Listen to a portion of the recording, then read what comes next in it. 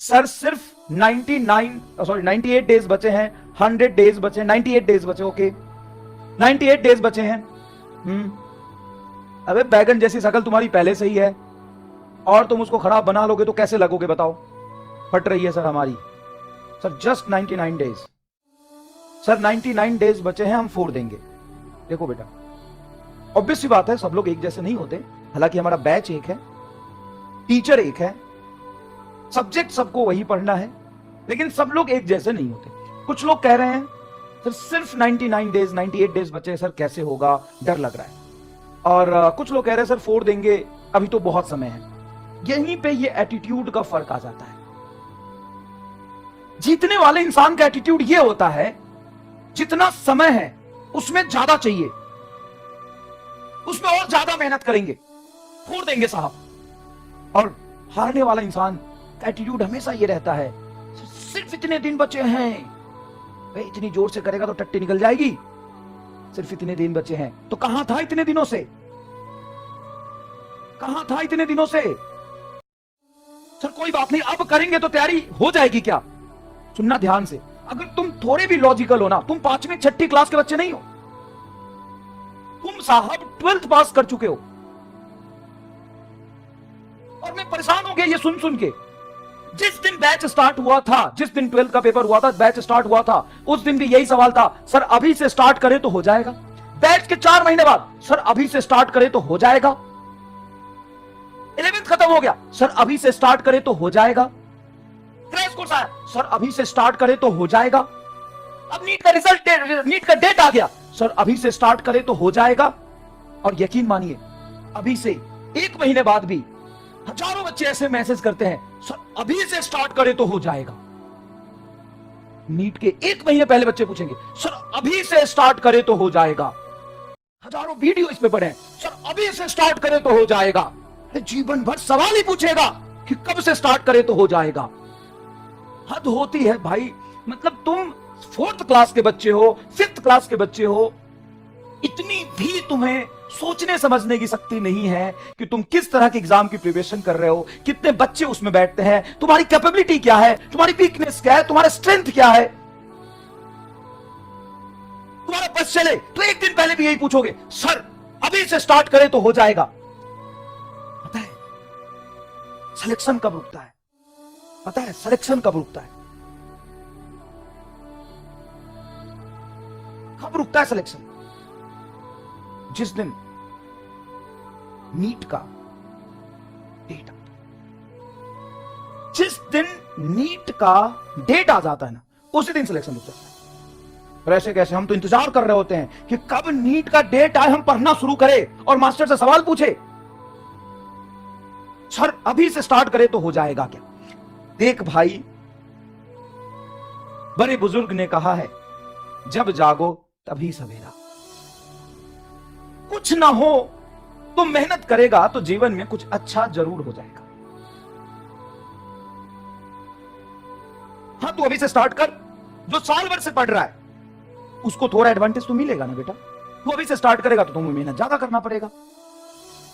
Obvious सी बात है, तुम 3 महीने में भी नीट फोड़ सकते हो। नीट एग्जाम में कोई रॉकेट साइंस वाली चीजें नहीं आती। नीट एग्जाम कोई ऐसा नहीं है कि जो हाई मेंटल एबिलिटी, बहुत इंटेलिजेंसी, इन सब चीजों का डिमांड रखता है। वो सिर्फ डिमांड करता है तुम्हारे डेडिकेशंस का, तुम्हारे भूख कितनी है उस चीज को पाने की, तुम्हारे अंदर जिद क्या है, कितना जिद्दी हो तुम उस चीज को पाने के लिए, सिर्फ इस बात का डिमांड करता है। सिर्फ 10 मिनट में तुमसे बात करूंगा। देख, जैसे ही नीट का डेट आ जाता है तो 2 तरह के बच्चे होते हैं। देखो, बच्चे ये नहीं कह रहा कि इसका सिलेक्शन होगा इसका नहीं होगा। 2 तरह के बच्चे होते हैं, जिनके कुछ 500 प्लस मार्क्स आ रहे होते हैं और जिनके 300 प्लस मार्क्स आ रहे होते हैं।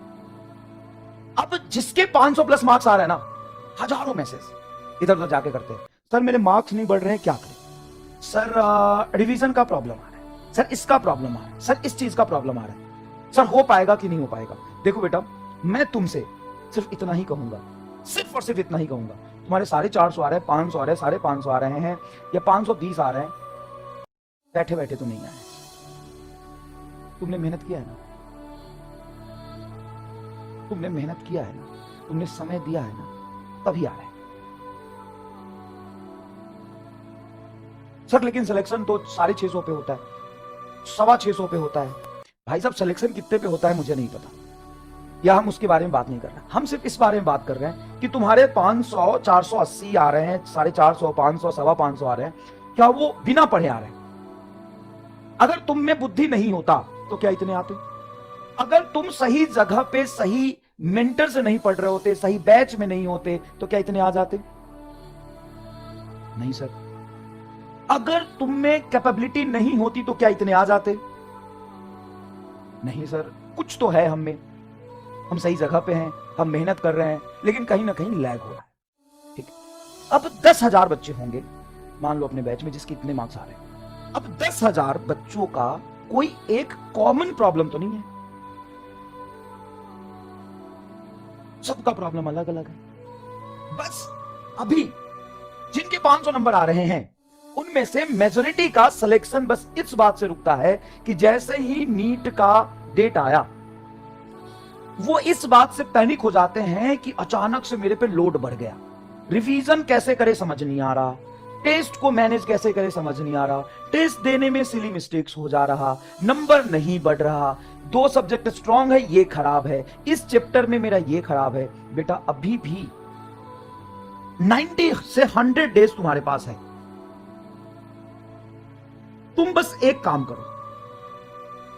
तुमने बहुत सिस्टमैटिक तरीके से पढ़ा है, इस बात का प्रूफ है कि तुम्हारे इतने नंबर आ रहे हैं। बस तुम एक काम करो, एक पेज लो और किस वजह से तुम्हारे नंबर नहीं बढ़ रहे हैं ना उस पर लिखो। कोई तो रीजन होगा। तुम्हारा रीजन ये हो सकता है कि टेस्ट से पहले रिवीजन नहीं होता, रीजन ये हो सकता है कि क्वेश्चन प्रैक्टिस तुम उतने नहीं करते होगे, टेस्ट में नए क्वेश्चंस आ जाते होंगे। तुम्हारा वीकनेस ये हो सकता है कि तुम सिली मिस्टेक्स कर देते हो,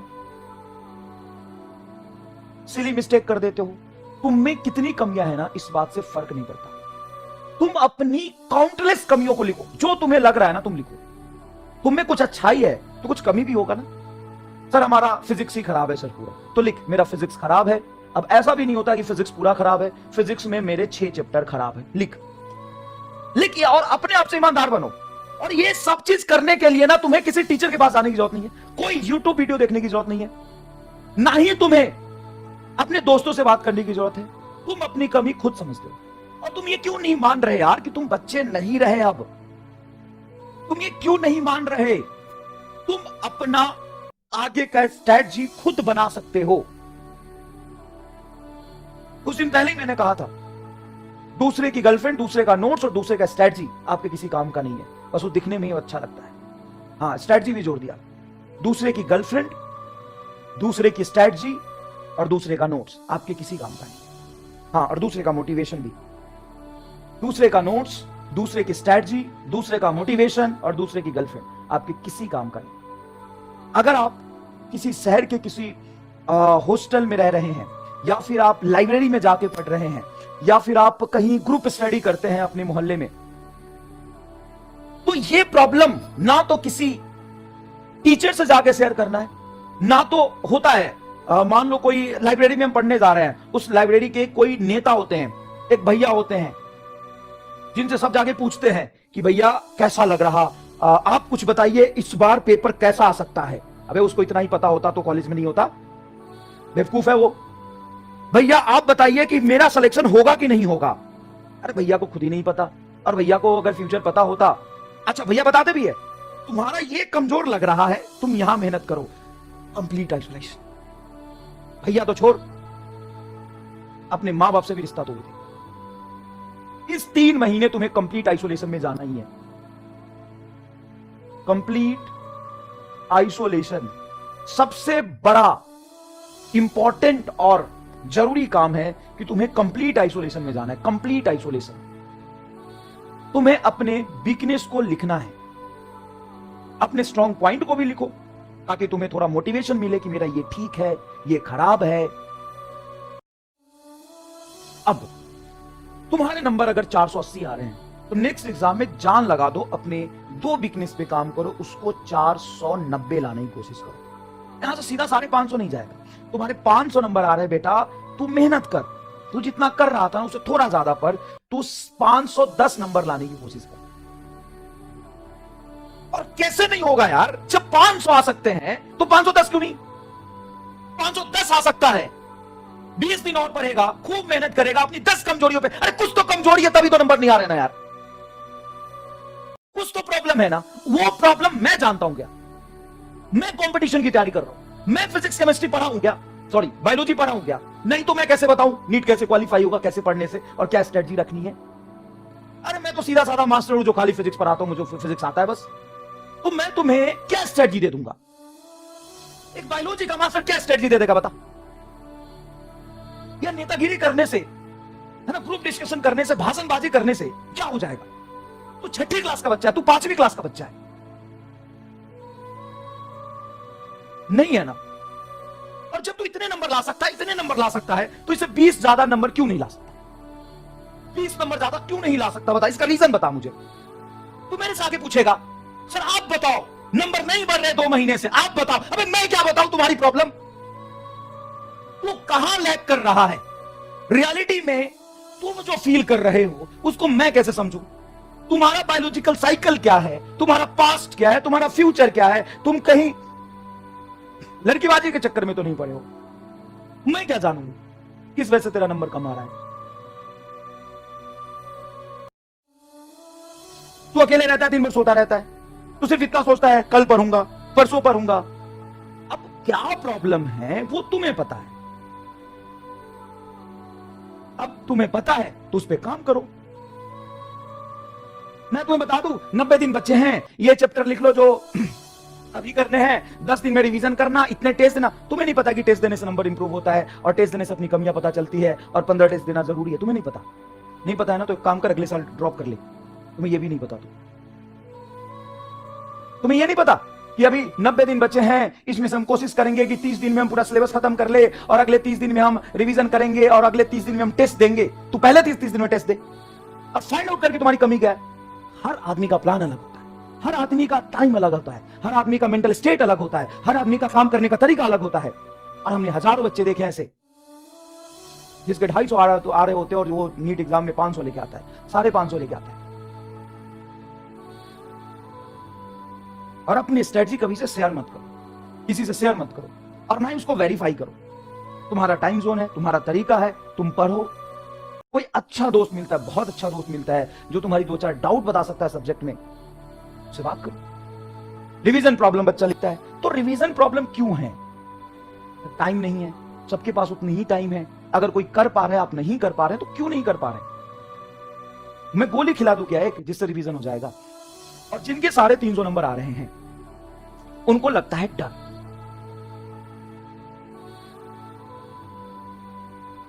किस बात का? क्या है तुम्हारे पास जो तुम खो दोगे? किस बात का डर है भाई? कौन से तुम डॉक्टर बनने वाले थे, तुम गवर्नर हो कहीं के और तुम्हारी गांव में इज्जत है? क्या है? किस बात का डर लग रहा है? कुछ है खोने के लिए तुम्हारे पास? कुछ है खोने के लिए तो बताओ।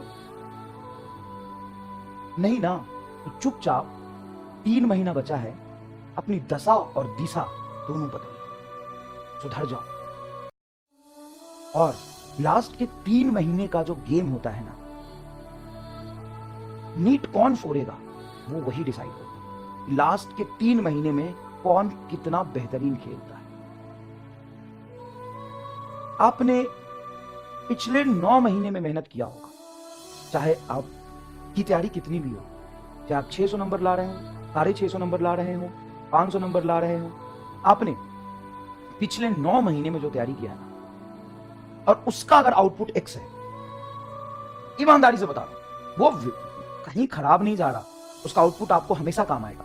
उसका अगर आउटपुट X है तो लास्ट के 3 महीने में जो पढ़ेगा ना, उसका आउटपुट 2x होने वाला है, डबल। सर हमने 3 महीने में जो पढ़ा उसका रिजल्ट जो एग्जाम में दिखेगा, सॉरी पहले 9 महीने में जो पढ़ा उसका रिजल्ट जो एग्जाम में दिखेगा वो X है बस, और अभी 3 महीने में जो पढ़ेंगे वो 2x है। हाँ, और 100 दिन बहुत होते हैं अपनी कमियों को सुधारने के लिए, जब आपको आपकी वीकनेस पता हो तो।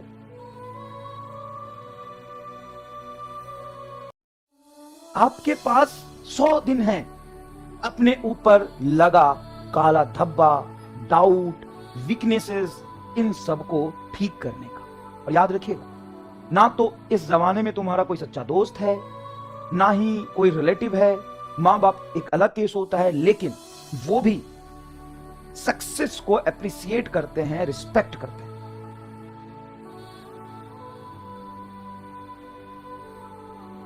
मैंने कोचिंग इंडस्ट्री में या कोचिंग इंस्टीट्यूट में जितने दिन रहा, कई बार ऐसे देखे कि पेरेंट्स आते हैं पेरेंट टीचर मीटिंग, उनके दो बच्चे हैं, एक बच्चा टेस्ट में बहुत अच्छा कर रहा है, अच्छा या सेलेक्ट हो गया, और दूसरा बच्चा बहुत बेकार कर रहा है या फिर वो सेलेक्ट नहीं हो पाया है। उसी इंस्टेंट पे सबके सामने वो कहते हैं ये मेरी बेटी बहुत अच्छी है, ये घर का नाम रोशन करेगी, और ये नालायक है, इससे कुछ नहीं होगा, पता नहीं मैंने इसको पैदा ही क्यों की। सबके सामने। तो कोई मतलब नहीं है, देख कोई मतलब नहीं। और तेरी जितनी कामचोरी है ना, अगर तू डॉक्टर बनना चाहता है तो, नहीं बनना चाहता है तो कोई मतलब नहीं। अगर डॉक्टर बनना चाहता है तो इस 100 दिन में अपनी दशा और दिशा दोनों सुधारने का मौका है तुम्हें। और अगर तुम अभी भी जिद पे आ गए कि मुझे करना है, तो तुम कर ले जाओ। सर कैसे? तो तुम डिसाइड करो ना। तुम्हें नहीं पता फिजिक्स केमिस्ट्री बायोलॉजी पढ़ना है, पीवाईक्यू करने हैं, टेस्ट देने हैं, अपने वीकनेसेस पे काम करना है, कंसिस्टेंसी मेंटेन करना है, बस ऐसे। सर इतना किया भी, लेकिन अगर मेरे 450 नंबर ही रह गए नीट में तो? अच्छा, अगर आप इतना नहीं कर रहे तो कितने नंबर रह जाएंगे? सर 2 ही रहेगा सर। सर तो उससे तो ज्यादा अच्छा है ना 450 नंबर। कुछ तो कर पाएगा अच्छा अपने जीवन में, कुछ तो अच्छा कर पाएगा ना अपने जीवन में। तो अगर कर रहा है तो ऐसा कर जो सबसे बेहतरीन है, और नहीं करने का मन है तो छोड़ दे।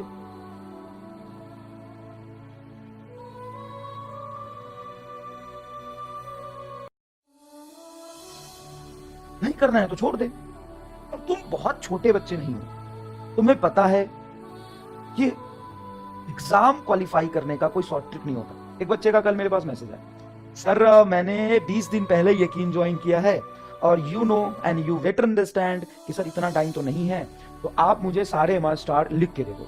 अबे भाई, मैं चीख चीख के चिल्ला चिल्ला के समझाता रह गया कि एमआर स्टार एक कंसेप्ट है, आपको संघर्ष करना पड़ेगा, आपको चीजें सिस्टमेटिक तरीके से सीखनी पड़ेगी, कोई शॉर्ट ट्रिक नहीं है। तो भी तुम नहीं मानते हो यार, तो भी तुम नहीं मानते हो।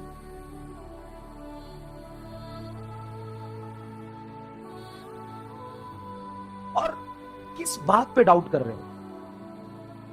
तुमसे नहीं हो पाएगा, या तुम नहीं कर पाओगे, या तुम्हारा टीचर खराब है, या तुम्हारा किस्मत खराब है? किस चीज पे डाउट कर रहे हो? तुम्हारे पास 100 दिन है, या तो डाउट करते रहो, परेशान होते रहो, फिर 1 महीने बाद आके पूछो कि सर अब से शुरू करें तो हो जाएगा, या आंख बंद करके बैठना शुरू करो, पढ़ना शुरू करो। अभी मान लो कि तुमने बस 11-12 पढ़ा हुआ है, बैच में हो, सिस्टमैटिक तरीके से चीजें करी है, तुम्हें 1000 प्रॉब्लम है, तेरे 300 नंबर आ रहे, तेरा रिवीजन नहीं हो रहा, तेरा प्रैक्टिस नहीं हो रहा, टेस्ट में नंबर नहीं आ रहे, अभी भी 3 महीने समय है, बहुत सारे प्रॉब्लम है ना, सारी प्रॉब्लम को लिखो। और जो बहुत ज्यादा जरूरी है ठीक करना, उसको धीरे धीरे इंप्रूव करो। 24 घंटे समय तुम्हारे पास, उसको इफिशिएंटली यूज करो। समझ गए? और सिर्फ और सिर्फ आप छोटे छोटे गोल लो। आपको रिवीजन नहीं हो रहा तो आप ये लिखो कि अगले 5 दिन में किसी तरीके से मुझे सिलेबस के साथ साथ ये 3 चैप्टर रिवाइज करना है, और पूरी जान लगा दो। 1-1 घंटा समय निकालो, जो तुम्हारा लाइफ शेड्यूल है, जो बायोलॉजिकल साइकिल चल रहा है, उसी में से 1 घंटा ज्यादा निकालो ना यार। कहीं ना कहीं से तो टाइम निकलेगा ना। कंप्लीट आइसोलेशन में जाओ। मैं खत्म करता हूं इस बात को, कंप्लीट आइसोलेशन में जाओ। ना तो कोई घर वालों से मतलब है, ना तो कोई दोस्त से मतलब है, ना तो कहीं से मोटिवेशन चाहिए, और ना ही कहीं से स्ट्रैटेजी चाहिए। क्लास का लेक्चर करो, और ये यकीन बैच है, और पूरी रिवीजन की जिम्मेदारी मैं लेता हूं। लास्ट वाले क्वेश्चन में तो अभी अभी हमने पढ़ा है, वो तो कर ही लोगे। और 11th में कितने अच्छे तरीके से मैंने वर्क एनर्जी पावर तक करा दिया है। 5-6 चैप्टर है, 3 महीना समय, बहुत अच्छे सिलेबस खत्म होगा, बहुत अच्छे से पूरा रिवीजन होगा। अभी क्या चाहिए तुम्हें बताओ? अभी क्या चाहिए तुम्हें? बायोलॉजी तुम्हारा बहुत अच्छा चल रहा है, केमिस्ट्री तुम्हारा बहुत अच्छा चल रहा है, और क्या चाहिए तुम्हें? अगर तेरा सिलेक्शन नहीं होता है, अगर कुछ नहीं है, तो रीजन फाइंड आउट करो ना यार, उस पर काम करो। बहुत ही खूबसूरत जिंदगी, फन और कंफर्ट जोन आपको मिलेगा। अभी आग लगा दो अपने अंदर। तुम्हें नहीं पता कि कितना खूबसूरत जिंदगी तुम्हारा इंतजार कर रहा है। तुम्हें नहीं। तुम्हारे अंदर जितने भी डिस्ट्रैक्शन है, जितने तुम्हें फन चाहिए, जितने तुम्हें मजे करने, सब कुछ मिलेगा। समझ में आएगी? सब कुछ मिलेगा। तो फटाफट अपने वीकनेसेस पे काम करो। नंबर नहीं बढ़ रहे हैं तो लिखो, उसके 50 रीजन होंगे, 2-2 रीजन पे काम करो 4-4 दिन में। अभी 100 दिन है, सफिशिएंट टाइम। अच्छा, नोट्स जब रिवाइज कर रहे हो ना, तो नोट्स को कंप्लीटली रिवाइज करने की जरूरत नहीं है। पहले थ्योरी पढ़ो और उसके 4 न्यूमेरिकल कर लो। सारे न्यूमेरिकल करने जरूरी नहीं है, और वो न्यूमेरिकल करो जिसमें पहली बार में आप फंस गए थे, मुझे पता है। और यकीन मानो, तुम जितने टेस्ट दोगे ना, चाहे तुम यहाँ के दो, वहां के दो, कहीं के दो, फुल लेंथ पेपर तो कम से कम तुम्हें 20 देना ही है। कहीं के भी टेस्ट दोगे, तुम्हें नोट्स से सवाल देखे हुए मिलेंगे। ये अच्छी बात है, ये अच्छी बात है। देखे हुए सवाल मिल रहे हैं, एकदम मजा आ जाएगा। एग्जाम में देखे हुए सवाल मिल जाएंगे, बताओ कितना सुकून मिलेगा। कितनी अच्छी बात है ये।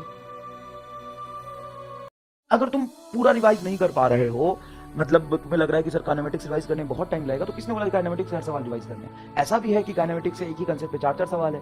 तुम एक सवाल करो, थ्योरी पूरा करो, थ्योरी पूरा करो, सवाल सारे प्रैक्टिस करो ना। अच्छा, जो सवाल बहुत ईजी है, तुमने पहली बार में कर लिया, तो उसको रिवाइज करने का कहां सेंस है? तुम तो वो चीजें रिवाइज करो जो वो क्वेश्चन रिवाइज करो जो तुमसे पहली बार में नहीं हुआ था, या वो कंसेप्ट रिवाइज करो जो पहली बार में समझने में दिक्कत आई थी, या तुमने डाउट पूछा था, और थ्योरी पूरा रिवाइज करो।